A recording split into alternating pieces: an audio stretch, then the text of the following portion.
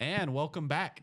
It's the 480 experience. I'm here with Travanci. We're talking about the Big 12 championship. Your Arizona State Sun Devils came into Dallas and they put some belt to ass, frankly. 45-19 against Iowa State. And it just proved Iowa State didn't belong and Arizona State did. So, Trav, what'd you think about it? All in all, I thought the coach buy-in and the player buy-in was on full display on Saturday. It was a phenomenal performance on all three aspects of the game. I mean, it was just from the second I saw them responding to the Iowa State offensive time and possession, because it was disheartening to see Iowa State come out strong, trying to fight fire with fire, wasting that time of possession and just having long, meticulous drives.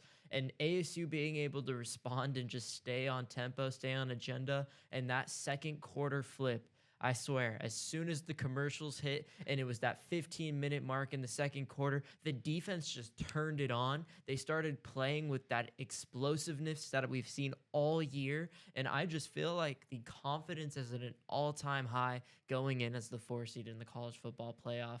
What a way to start it off. And let's just say I was doubting Clemson severely. You know, I appreciate Dabo Swinney because he got a little bit of luck from the Syracuse situation. So, you know, he was able to pass it on with ASU, finally able to get that 4 seed.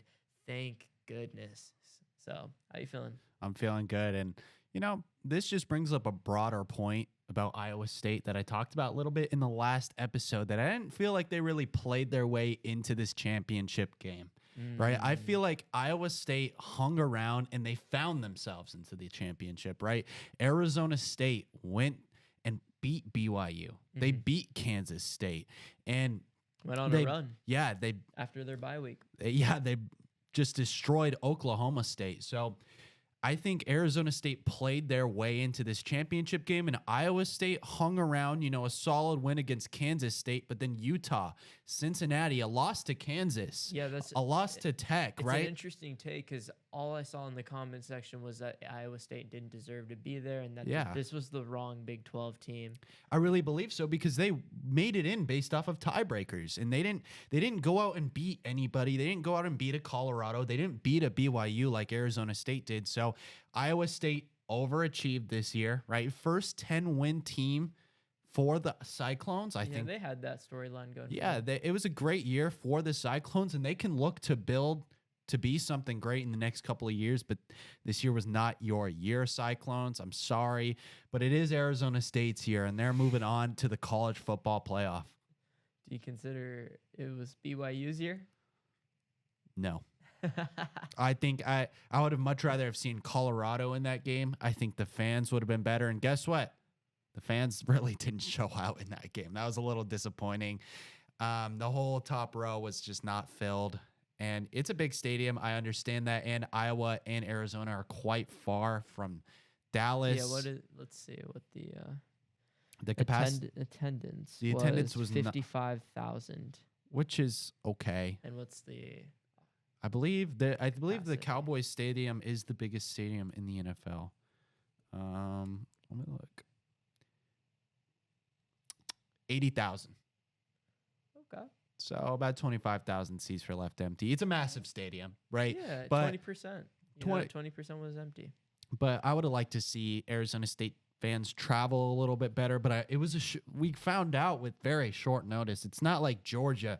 Georgia found out that they were making their conference championship like a month ago. Yeah. And you can start booking stuff. We didn't know until right after that U of A game. So I don't blame us. I don't blame Iowa State for not traveling. You pack out 3/4 of a Cowboy stadium. That's still pretty good to do. Yeah. Just on like the first game on a Saturday. Mm-hmm.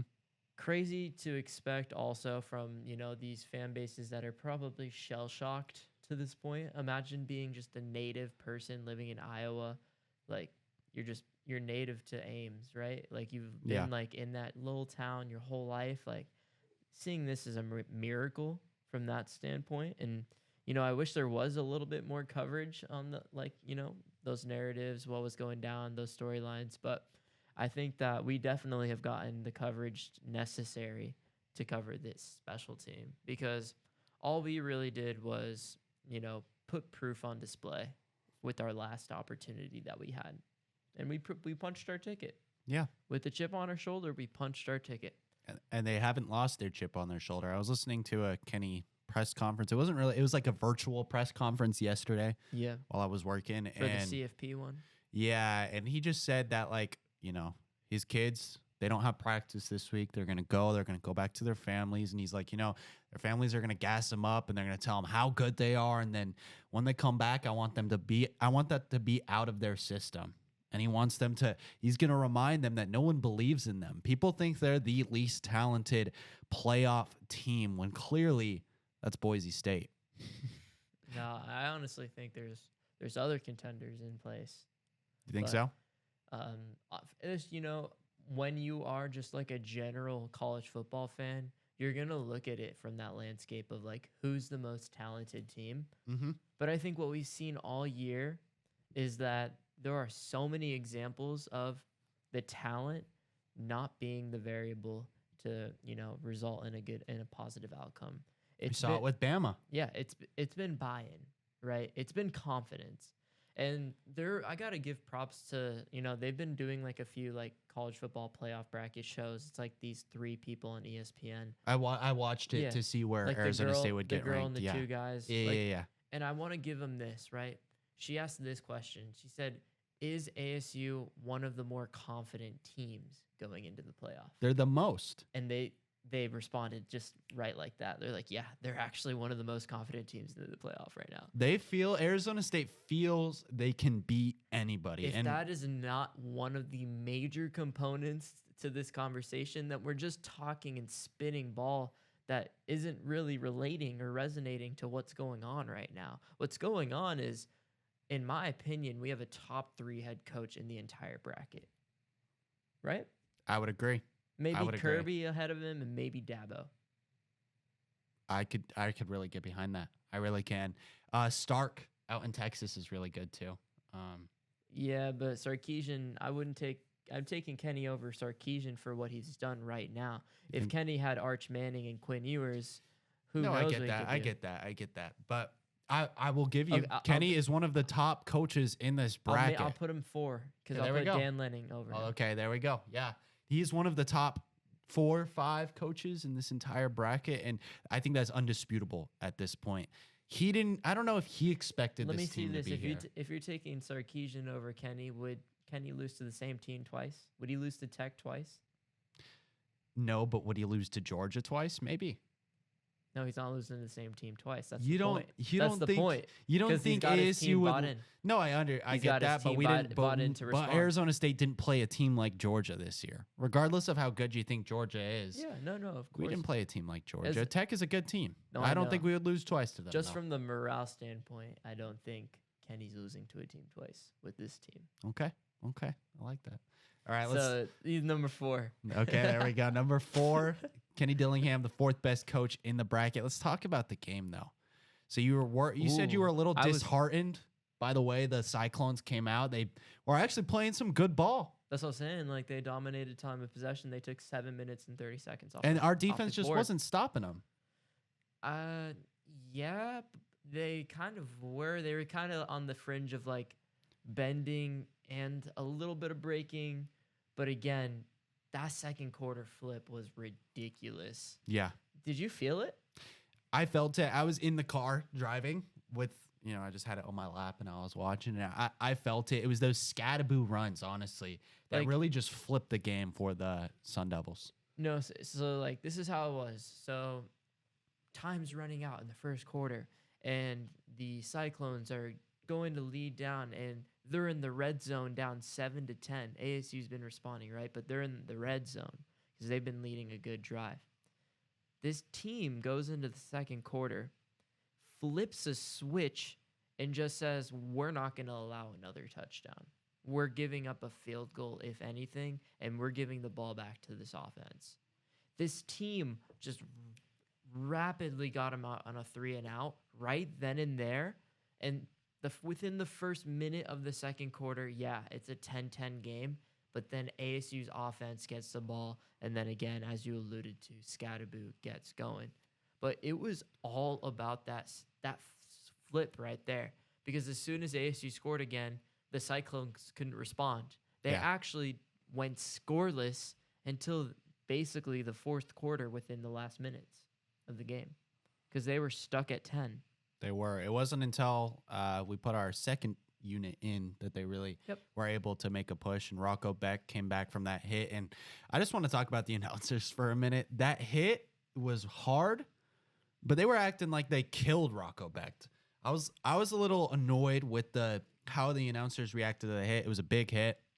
Should he have got thrown out for targeting? I don't know. Maybe you can make an argument either way, I think. I think in the moment you can, say that, yeah, okay, for sure. But in terms of punishment, in the fourth quarter, they were still talking about the hit.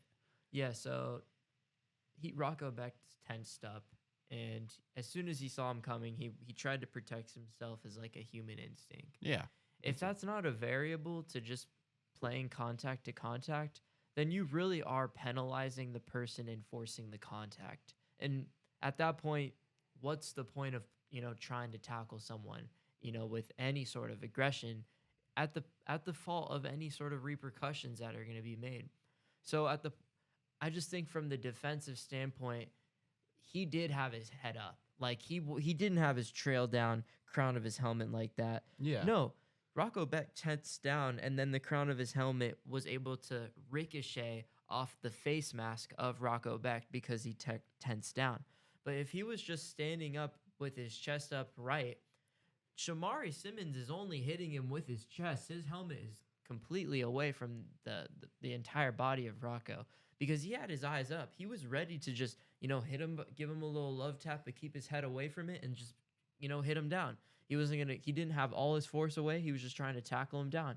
But Rocco Beck tensed up, and it wasn't a contact from crown of the helmet to the face mask. No, it was a ricochet of Rocco Beck's face mask on Shamari's helmet because Shamari had his head up as you need to do in a perfectly formed tackle. Yeah, that's my take. And then I think the punishment of making them sit out a half of the next game is just a little bit much. Throw them out.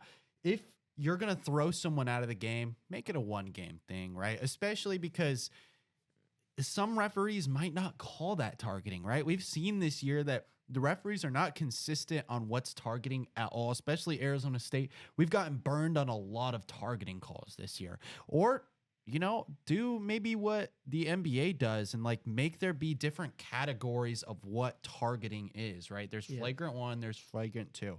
That clearly there was no ill intent. He didn't wind up and just hit him with the crown of his helmet. So stop throwing guys out of the game for tough hits, or just make a rule. You're not allowed to hit the quarterback hard.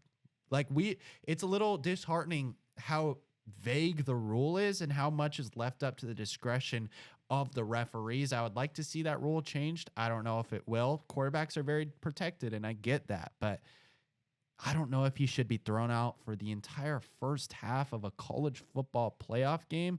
That doesn't make sense to me. Kenny made his case as well, too, for that. What'd he say? What'd he say? This kid's been playing football his whole life, has dreamt of this moment, and we're going to take this moment away from this kid because he kept his head up and trying to make a football play. Yeah. Or just tell us, we're not allowed. You guys aren't allowed to sack or touch the quarterback anymore. It is true. Shamari was here last year, grinding through it. So he does deserve to play, man. I'm really crossing my fingers. I did see some comments in general public that people were saying clear targeting. It's not clear targeting. He didn't lead with the crown of his helmet. Again, yeah. So that's what if you look, the rules say it's leading with the crown of the helmet. What we can do is, ask Iowa State fans. They're probably the most emotional about this situation, so maybe we can get some more, opinions on it. But at this point, the fate is in the hands of the NCAA. Yeah. Sanctions and allegations. Yeah. It's okay. We'll move on.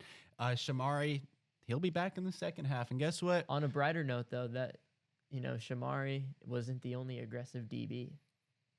You want to give some love to Javen Robinson? Javen Robinson has been a beast the last couple of weeks for the Sun Devils. He punched that ball out like he was TJ Watt. No, he did. And then he had that interception in the BYU game. He's been spectacular for us. Yeah, so the crucial fumble for Abu Sama out of Iowa State. Mm-hmm. Was punched out right by Javen Robinson in their own territory. So when ASU recovered it, it was already on the 30-yard line for an already hot ASU offense.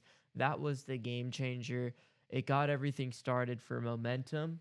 As soon as I saw that fumble, I'm like, all right, bet we going into halftime 24-10.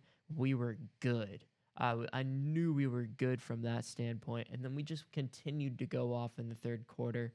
We did. And that was something that's really improved from just a couple weeks ago against BYU, cooking them in that first half. And then in the second half, they make a little bit of a comeback. And we saw, against Oklahoma State, Arizona State had a good, complete game. But other than that, besides the Wyoming game, there wasn't a game this season that you could point to, especially against a quality opponent where they were able to stay playing the same way in the first half as they did in the second half, right?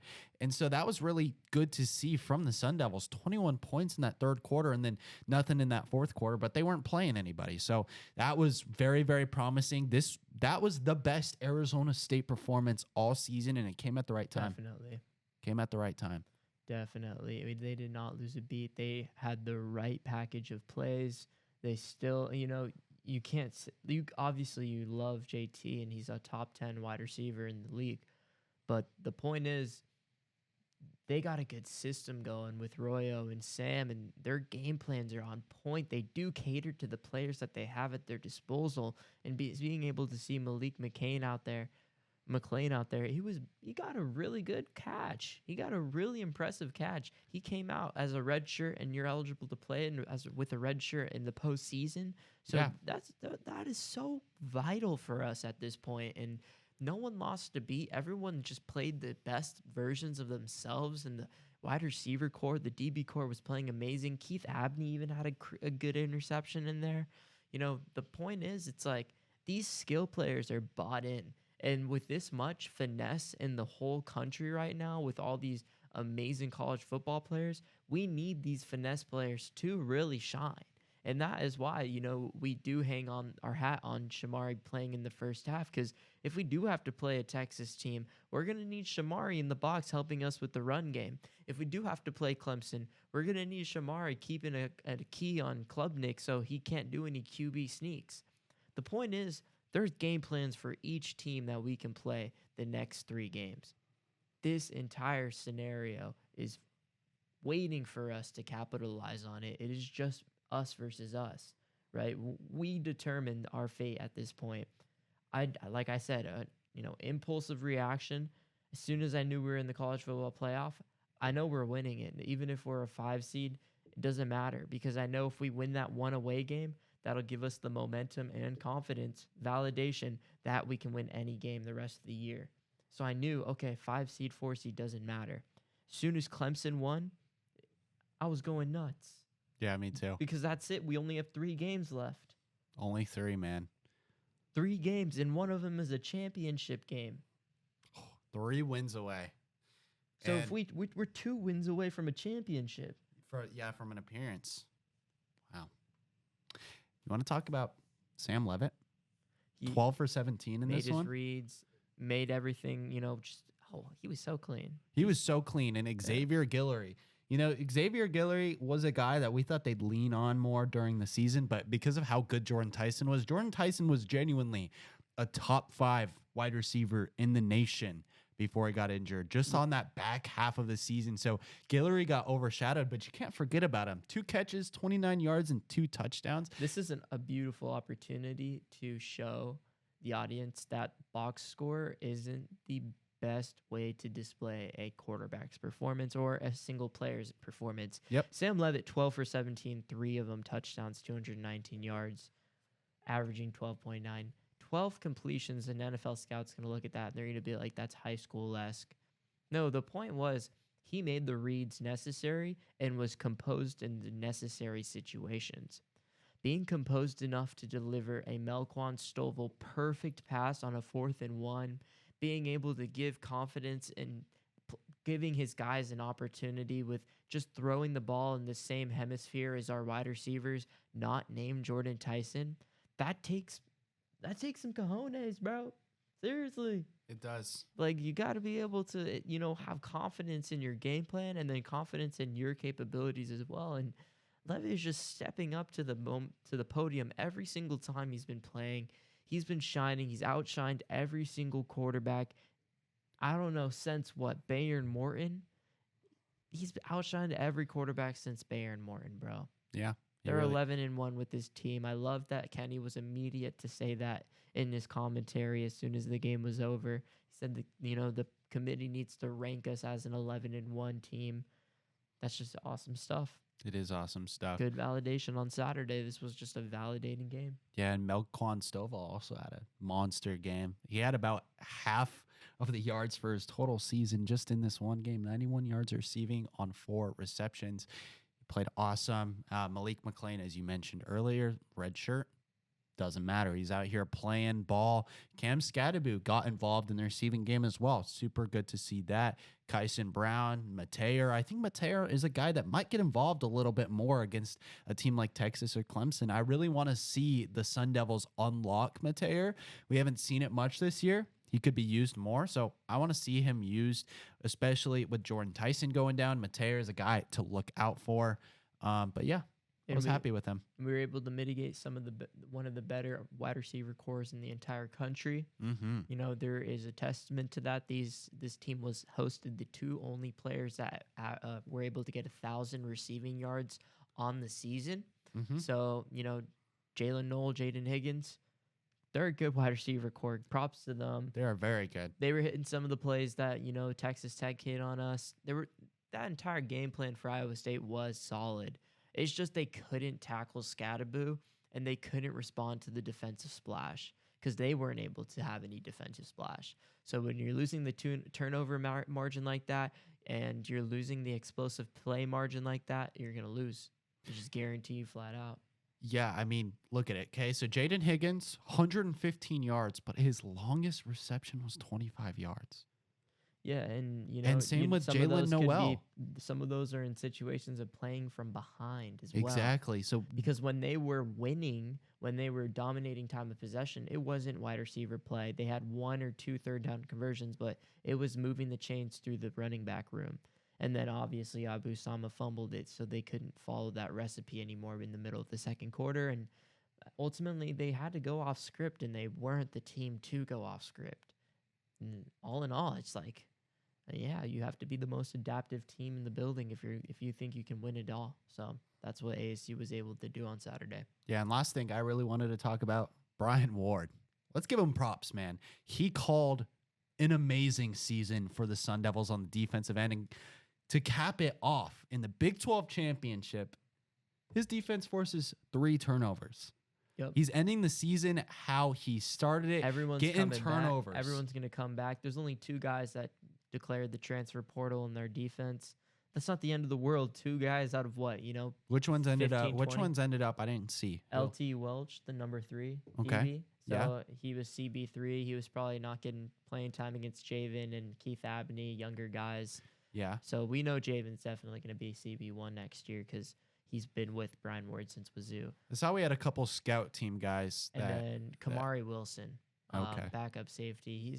He had a lot of speculation going into within this offseason. We thought he was going to be a lot better. Mhm. Hasn't gotten the play time because there's other guys better than him. Ghost is better than him. Shamari Simmons is better than him. Xavier Alfred is better than him. So he's probably just looking for a different opportunity to get some NFL play time. And fair for him, man. But yeah, defense. Brian Ward sold him in. Everyone's bought in. They want to be on Everyone's this team. bought in. I was really happy to see that we didn't lose very much. It would have been very disheartening to see a guy like Sam Levitt. Not that he would transfer this season, but he seems bought in. He's given up we're good. his endorsement money to the Sun Angel here. Athletic. Levitt's here. Tyson's here. Yeah. Everyone's coming back if they're not graduating and going to the NFL. Yeah, it sucks that we'll lose Scadaboo. Yeah. But let's talk about Scadaboo. Did not get invited to New York. The Heisman finalists, Travis Hunter, who I believe is going to win it, Ashton Genty, Dylan Gabriel, and Cam Ward. What do you think about that? Just in terms of, Heisman component, it should not go to the quarterback of the best team just because they're the best team. if anything, that they're the best team because of their coach. Their coach is the Absolutely. quarterback of that entire program. So if you're not going to use that as a variable to a Heisman, you're just going to say, oh, well, he's the quarterback one on the best team. No, he's the quarterback one of the best coach in the entire country right now. Yep. So at that point, you're using a lot of recency bias. And you're treating it like an MVP award, which is not what this award is. It's And most not only- outstanding player. Not only that, it's extreme recency bias because Scadaboo does have the recency play and production, but you are such a Big Ten bias committee that the approach completely devalues any opportunity within our Power 4 Big 12 conference to punch out anyone other than Prime's son or Prime's prodigy. It's ridiculous. Because if anything, T-Mac deserved it over Dylan Gabriel. You think so? Of course, he broke his school's record in receiving yards. I mean, he's going to win the best wide receiver in the nation award. What's that one called again? The Balintikoff. Yeah, the Balintikoff. I want to talk about Cam Ward. That's the one I have the biggest gripe with, right? I mean, he's been playing amazing, and he's been I playing get that. hero ball. I understand. He's been playing more hero ball than Dylan Gabriel has. Okay, so you think Dylan Gabriel was the less deserving one? 100%. Okay. Well, I knew Cam Scadaboo was not. We all knew Cam Scadaboo wasn't going to win Heisman, but I think it's a little bit of a slap in the face that he doesn't get an invite to New York. He was, you could argue him or RJ Harvey, but I believe he was the second best running back in the country this year, and he was certainly the most versatile. He's one of the best passing game running backs in all of the nation. So I was disappointed to see him not make the Final Four. Cam Ward, he did have a good season. I will give you that. And maybe honestly, it's a little bit. In my opinion, I think Ashton and RJ would have done the same thing in their respective situations. Like if they flip flopped, would have done the same thing. You think so? Yeah. RJ Harvey on Boise State. Like you're saying, I thought you were saying he would have the same season on Boise State. You're saying he would have the same season as Genty? I can really get behind that. And RJ would have the same season as RJ. Or Ashton would have the same season as RJ. No, I think I've been making that argument for a couple weeks now. Yeah. But Cam Scadaboo plays so much differently than both of those guys. Yeah, none of those guys would be able to carry this Arizona State team. No, because they don't fit into this Arizona State team.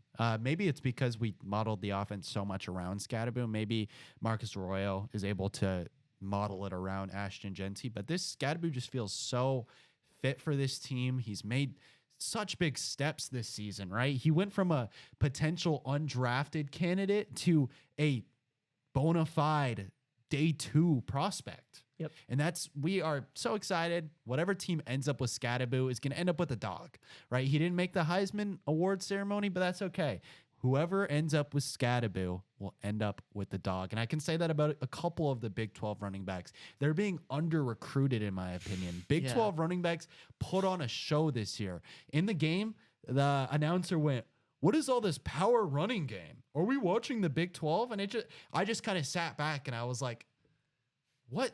How many teams in the Big 12 are like an air raid offense anymore? This is a power running football conference. RJ Harvey, Devin Neal, Cam Scadaboo, Micah Bernard is even a good running back. So I didn't understand that, but back to the point, Scadaboo, awesome season. Didn't make the ceremony, but we're proud of him. He's going to go down as one of the best Sun Devils of all time, and certainly one of the best transfers, arguably the best Sun Devil transfer in Sun Devil history. I know that's more of a recent thing, but he was awesome. We love Scadaboo. Thank you for the awesome season, and go and ball out in the playoffs. He's fine. He's going to get that. Look, all the defenses that we're going to be playing within the next championship window has not gone up against a running back like ours. No, because does the SEC have a running back like Scadaboo? And did Texas play anyone good in the No, SEC?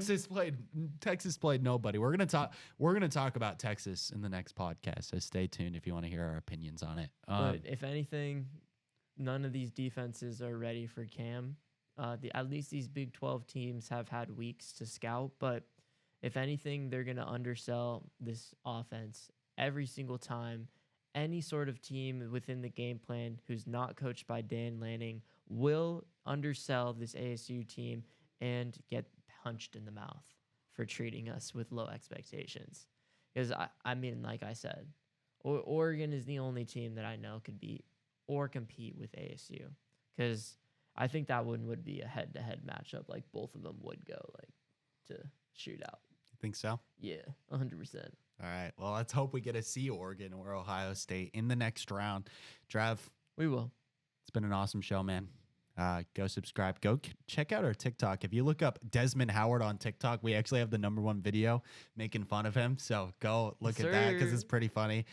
So thank you so much for tuning in. You guys have been great. And let's go Devils. Forks up. Forks up, guys. Thank you.